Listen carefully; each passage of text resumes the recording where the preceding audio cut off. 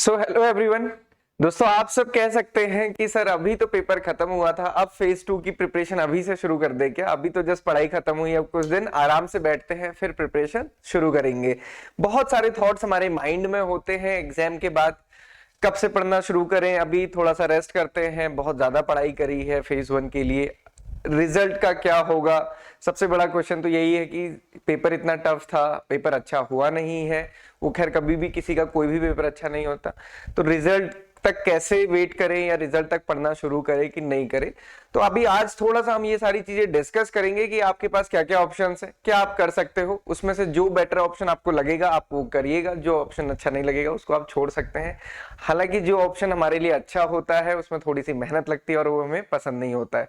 जैसा कि मैं भी कुछ टाइम से सोचता हूँ कि मैं सुबह उठ के जिम जाऊंगा और वो मैं नहीं जा पाता हूँ। ऑप्शन अच्छा है बट मेहनत उसमें बहुत ज्यादा है। तो नाबार्ड फेज 1 ओवर हो गया है, अब हम कुछ डिस्कस करेंगे आगे कि अब आप क्या कर सकते हैं। आपके पास ऑप्शंस हैं, जैसे कि पहला एक ऑप्शन होता है कि बहुत मेहनत की थी, अभी कुछ टाइम रेस्ट होगा, पार्टी होगी, घूमने जाएंगे, इधर घूमने जाएंगे या उधर घूमने जाएंगे, तो वो भी आप कर सकते हैं। थोड़ा डिटैचमेंट भी जरूरी है और उस पे कि जब आपके पास तुरंत अभी नहीं पता है कि एग्जामिनेशन कब होने वाला है, हालांकि टेंटेटिवली ये है कि 28-29 अक्टूबर को होगा, उससे पहले रिजल्ट आना भी बाकी है। सो ये भी एक ऑप्शन है और ऑप्शन वैलिड है, ऐसा नहीं है कि ये ऑप्शन कोई गलत है।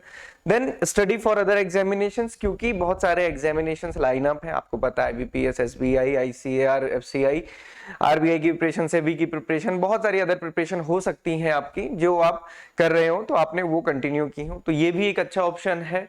क्योंकि कई बार ऐसा होता है कि भाई तब तक पार्टी ट्रेवल नहीं करेंगे जब तक फाइनल सिलेक्शन नहीं होगा, ये जनरली हमारे माइंड में रहता ही है।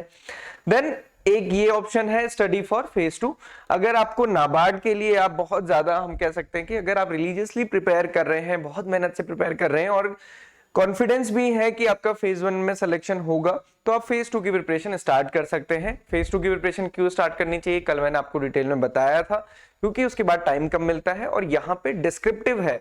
और कुछ टाइम से जनरली हमारी हैबिट कैसी हो जाती है केवल ऑब्जेक्टिव क्वेश्चन आंसर करने की, तो यहाँ पे पूरा कंटेक्स्ट बनाने में वो सारी चीजों के लिए आपको नॉलेज की जरूरत होती है, जो आपको कैसे मिलेगी, बहुत ज्यादा रीडिंग से।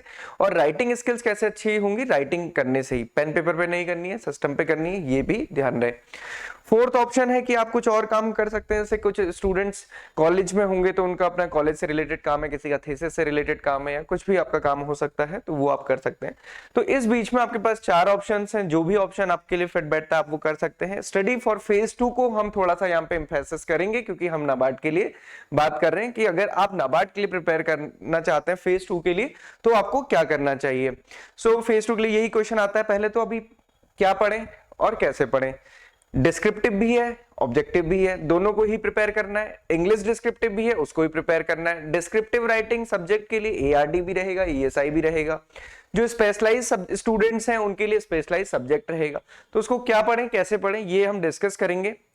यहाँ पे आप देख सकते हैं ये कुछ सोर्सेज हैं जिनसे कि हम एआरडी और ईएसआई को कवर करते हैं, और ये ऐसे सोर्सेज हैं जिनसे कि जनरली हमको एक डिटेल्ड ओवरव्यू मिलता है सब्जेक्ट का। जैसे ये देखेंगे, ये समरी बुक्स हैं, एग्रीकल्चर एट ए ग्लांस या फिर fundamental of agriculture by Arun Katyayan.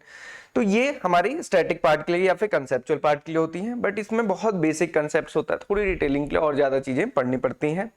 Then India, ये बुक है, योजना है, कुरुक्षेत्र मैगजीन है, इकोनॉमिक सर्वे है। These books are very very important, क्योंकि लास्ट ईयर भी जो डिस्क्रिप्टिव क्वेश्चंस थे वो डायनामिक नेचर के थे, तो उसके लिए हमें थोड़ी सी, जो हम कहते हैं ना, कंटेक्स्ट पता होना चाहिए। जैसे आपने कोई भी आर्टिकल पढ़ेंगे, आप कुरुक्षेत्र में कोई आर्टिकल पढ़िए, तो ऐसा नहीं कि सीधे वो प्रॉब्लम पे आ जाते हैं, पहले वो पूरा कंटेक्स्ट बनाएंगे, बताएंगे कि इंडिया की क्या कंडीशन है, हम कौन सी रैंक पे हैं, मतलब स्टार्टिंग का पैराग्राफ अच्छा सा, फिर उसके बाद धीरे धीरे प्रॉब्लम्स पे आते हैं, फिर क्या सोल्यूशन हो सकते हैं, फाइनली कंक्लूजन। तो इस टाइप से आपको अपना आंसर बेटर लिखने की भी चीजें यहां से मिलती हैं। तो वो कंटेक्स्ट भी कैसे मिलता है, कुरुक्षेत्र पे। अब आपको कैसे प्रिपरेशन करनी है और कैसे हम आगे लेके चल रहे हैं, इसको मैं आपको बताऊं।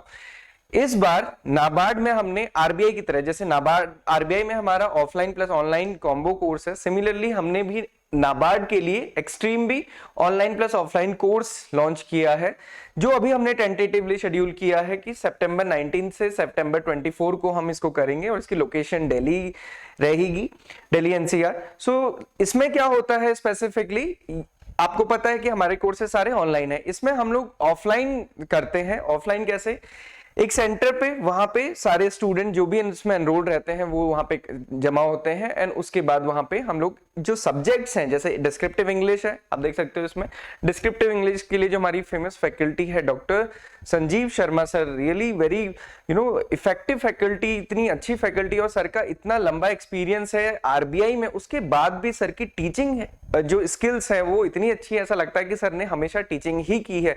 तो डिस्क्रिप्टिव इंग्लिश के लिए doctor Sanjeev Sharma sir. Similarly ESI के लिए आप देख सकते हैं इसमें सुशील रगड़े सर हैं, इससे पहले जो आरबीआई का सेशन था उसकी ये फोटोज हैं। एंड सिमिलरली एआरडी के लिए भी एक्सपर्ट फैकल्टी। उससे क्या होता है कि जनरली ऑनलाइन में वो कनेक्ट नहीं रहता, स्टूडेंट अपने मोटिवेशन अपने विल पे करता है। यहाँ पे ये रहेगा कि आप साथ साथ में सारे सब्जेक्ट्स को और उससे रिलेटेड डिस्क्रिप्टिव राइटिंग प्रैक्टिस को साथ में कर सकते हैं। तो नीचे हमने एक लिंक दिया है, अगर आप इंटरेस्टेड हैं तो आप उसमें अपना रजिस्ट्रेशन कर सकते हैं। आप उसके बारे में और भी कोई चीजें जानना चाहते हैं तो नीचे आपको कॉन्टेक्ट नंबर भी मिल जाएगा, उस पर कर सकते हैं। गूगल शीट पे आप अपना रिव्यू उसके अकॉर्डिंग फिल कर सकते हैं। देन अब आते हैं कि पढ़ना क्या है एआरडी में। एआरडी का सिलेबस जैसे आपको पता है कि जो उसमें दिया गया है नाबार्ड की वेबसाइट में या फिर नोटिफिकेशन में, ये कंसेप्चुअल पार्ट है, ये रूरल डेवलपमेंट का है, इसी में डायनेमिक पार्ट भी है।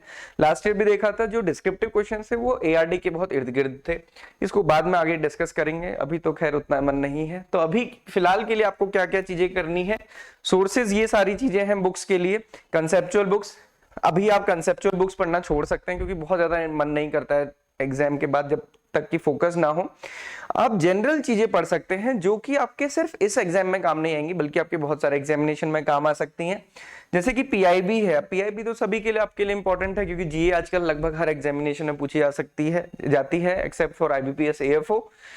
इसके अलावा कुरुक्षेत्र मैगजीन पढ़िए, समझिए रूरल डेवलपमेंट क्या है, हमारी ग्रामीण वास्तविकताएं क्या है, वाटरशेड क्या होता है, कैसे वो उससे लिंक्ड है, स्पेशल इशू वाटर रिसोर्सेज पे आया था उसको पढ़िए, डिफरेंट स्टेट्स में क्या कंडीशन है, ये सारी चीजें इससे हमको मिल सकती हैं। कुरुक्षेत्र बहुत अच्छी मैगजीन है, मैं आपको बताऊं कि जब मैं 12th के बाद से ही मैंने कुरुक्षेत्र मैगजीन पढ़ना स्टार्ट किया था, उस टाइम से ही मुझे कुरुक्षेत्र मैगजीन बहुत अच्छी लगती थी। मुझे नहीं पता था कि बाद में कुरुक्षेत्र मैगजीन पे इतनी सारी डिटेलिंग करनी पड़ेगी, बट कुरुक्षेत्र मैगजीन एक ऐसा है कि हम कह सकते हैं मिरर है हमारे रूरल पर्सपेक्टिव का।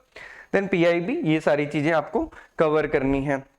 देन ये सारी मिनिस्ट्रीज हैं पीआईबी में, आप इन मिनिस्ट्रीज को कवर कर सकते हैं। ये ईएसआई का सिलेबस है, ईएसआई के लिए भी सेम चीजें ही पढ़नी होती हैं। कुछ चीजें हैं जो आप इनको कवर कर सकते हैं, जैसे इंडिया ईयर बुक। अब इंडिया ईयर बुक में ना कुछ स्पेशल चैप्टर्स हैं वो आपको कवर करने हैं, जैसे कि लैंड पीपल एंड ज्यूरिस्प्रूडेंस, ये है economy labour and financial architecture, building human resources, farmers and food grain, ये काफी रिलेटेड है रूरल डेवलपमेंट से, तो इसको आप कर सकते हैं। इंफ्रास्ट्रक्चर ऑफ प्रोग्रेस, ये और ये दोनों ये मोस्ट इंपॉर्टेंट चैप्टर्स हैं इंडिया ईयर बुक के, इनको आपको कवर करना है। देन उसके बाद इकोनॉमिक सर्वे में भी state of economy, fiscal development, external sector के साथ साथ price inflation, sustainable and agriculture and food management, so ये इसमें इंपॉर्टेंट रहता है क्योंकि ये किससे रिलेटेड है, एआरडी एंड ईएसआई से। पीआईबी मैं आपको बता ही चुका हूँ। एंड इसके बाद ये डेटा के लिए रहता है, तो डेटा वाला पार्ट अभी आप स्किप कर सकते हैं। जैसे हमने फेज 1 में ही बोला था कि डेटा आप लास्ट के 15-20 डेज में रिवाइज कीजिए, कलेक्ट आप कर सकते हैं, रिवाइज उस टाइम पे करना है या फिर पढ़ना उस टाइम पे, क्योंकि काफी कंफ्यूजन होता है अदरवाइज डेटा में। तो ये हमारा सोर्स रहता है डेटा के लिए, directorate of economics and stats, तो ये आपको करना है। कुरुक्षेत्र मैगजीन जरूर पढ़िए, मैं बार बार आपको फोकस कर रहा हूं क्योंकि जब डिस्क्रिप्टिव आंसर 600 वर्ड में लिखेंगे तो उसके लिए कुछ कुछ चीजें हम कहते हैं ना, हमको फिलर चाहिए होती है, अच्छी अच्छी लाइंस चाहिए होती हैं या कुछ परसेंटेज में डेटा चाहिए होता है वो। और सबसे बड़ी बात है क्योंकि यहाँ पे सारे के सारे आर्टिकल्स हैं, तो आपको ये पता चलेगा आर्टिकल कैसे लिखे जाते हैं, कैसे स्टार्ट किया, फिर उसकी बॉडी होती है और कैसे उसको कंक्लूड किया जाता है। और साथ ही साथ न्यूज़पेपर के अगर आप अभी आर्टिकल्स वगैरह पढ़ेंगे, एडिटोरियल को थोड़ा डिटेल्स में पढ़ेंगे जो रिसेंट प्रॉब्लम्स हैं, तो ये काफी आपकी अच्छी प्रिपरेशन हो जाएगी। तो अभी वो चीजें करिए जिसमें कि इंटरेस्ट है, घूमने में इंटरेस्ट है, पहले कुछ दिन घूम के आके फिर ये सारी चीजें पढ़ना शुरू करिए। बट न्यूज़पेपर और कुरुक्षेत्र मैगजीन में आपको जरूर कहूंगा कि ये आप पढ़िए। अगर आपको मतलब वो डाउट भी होता है ना कि सर पेपर तो अच्छा नहीं हो, अभी तो कुछ मत कहो पढ़ाई के लिए, तो तब तक भी आप न्यूज़पेपर और कुरुक्षेत्र मैगजीन को पढ़िए, ये आपको हेल्प करेगी। लास्ट ईयर के क्वेश्चन आप देख सकते हो, कल हमने थोड़ा डिस्कस भी किए थे। तो ये क्वेश्चन ऐसे थे कि जिसके लिए आपको बहुत एक अप्रोच, अभी देखिए why agreement on agriculture at the WTO is riddled by the deep imbalances, तो इसके लिए आपको थोड़ा सा एडिटोरियल है ना, जो अभी डब्ल्यूटीओ से रिलेटेड इस बार भी काफी एडिटोरियल्स आए थे, वो आप पढ़ेंगे। एमएसपी से रिलेटेड, अब ये एमएसपी वाला क्वेश्चन लास्ट ईयर बहुत ज्यादा न्यूज में था ना, तो इस टाइप से आ सकता है, जैसे इस बार एक्सपोर्ट बैन था, तो उसके बारे में आप थोड़ा सा समझ सकते हैं। Similarly drip irrigation, social forestry, agriculture, तो ये कंसेप्चुअल चीजें भी हैं साथ में, तो ये आप कर सकते हैं। अभी आप ऐसे स्टार्ट करेंगे, धीरे धीरे आपका फ्लो बनेगा, बट ये ध्यान में रखिए कि आपको डिस्क्रिप्टिव राइटिंग करनी है। और फिर वो क्वेश्चन होता है ना, यूपीएससी वाले स्टूडेंट का सिलेक्शन ज्यादा होता है, तो वो इसीलिए है क्योंकि स्टूडेंट जो यूपीएससी की प्रिपरेशन करते हैं वो जनरली थोड़ा डिटेल में पढ़ते हैं और राइटिंग स्किल्स पे भी ध्यान देते हैं। तो आप अभी भी दे सकते हैं क्योंकि अभी आपके पास सफिशिएंट टाइम है, रिजल्ट आने के बाद वो टाइम बहुत लिमिटेड हो जाता है, तो आप अकॉर्डिंगली प्रिपेयर कर सकते हैं। इसके अलावा जो हमारा कोर्स है उसको अगर आप अभी परचेज करेंगे तो 70% of, and in case selection नहीं होता है तो फुल रिफंड उस कंडीशन में हम प्रोवाइड करते हैं। So this is for how you have to prepare. उससे पहले क्या करें, प्रीवियस ईयर पेपर आपको हमारी वेबसाइट पे मिल जाएगा। ये grade A and grade B के प्रीवियस ईयर के पेपर्स यहाँ पे हैं, जनरल का, फेज 2 का, इसमें ऑब्जेक्टिव प्लस डिस्क्रिप्टिव दोनों टाइप के क्वेश्चंस मेंशन है, ये आप दे सकते हैं। इसके साथ साथ ये फ्री मॉक टेस्ट है, मींस जनरल स्ट्रीम के लिए भी, एग्रीकल्चर के लिए, फाइनेंस के लिए भी, कंप्यूटर आईटी, राजभाषा के लिए, लीगल के लिए, तो ये भी आप अटेम्प्ट कर सकते हैं। So this is how you have to go further. इसके अलावा आपकी कोई भी क्वेरी है, रिलेटेड क्वेश्चन है, कट ऑफ से रिलेटेड अभी भी क्वेश्चन है क्योंकि स्टूडेंट के क्वेश्चन क्वेरीज आते रहते हैं, वो आप कनेक्ट कर सकते हैं, उसके लिए कमेंट बॉक्स में मैसेज कर सकते हैं, I will try to reply. So this is all for today, thank you everyone and have a good day ahead.